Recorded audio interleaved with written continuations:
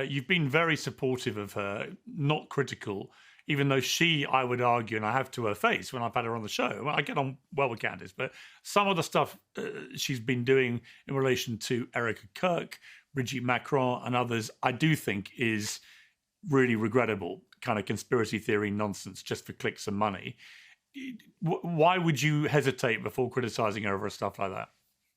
I've criticized Candace many times over the years. We've had many public fights over the years. But isn't it interesting that you will, quote, platform Candace? She hasn't been on my show in several years, but I get all the hard time. Why am I getting that? You're the one, quote, platforming Candace Owens.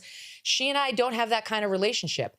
Candace took a bunch of crap because she was very anti-Israel in the Gaza war. And it became a thing where you had to say she was terrible in her positioning.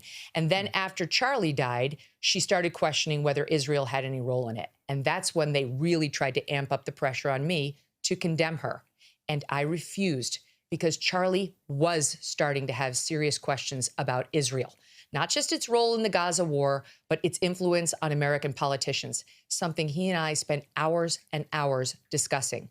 So I had no problem with Candace Owens asking those questions. And I refused to condemn her because I was under pressure from these people who wanted me to.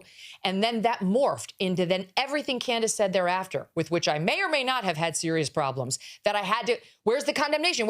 And it was all really about the Israel thing. And I'd rather die than bend the knee to these people. I'd rather die than bend the knee. It won't happen. I didn't raise my fist and say BLM, and I'm not going to condemn the people they want me to condemn just so that I can get a little pat on their head, on my head from them. It's not important to me. What's important to me is I live free. And that, frankly, is what it means to be an American.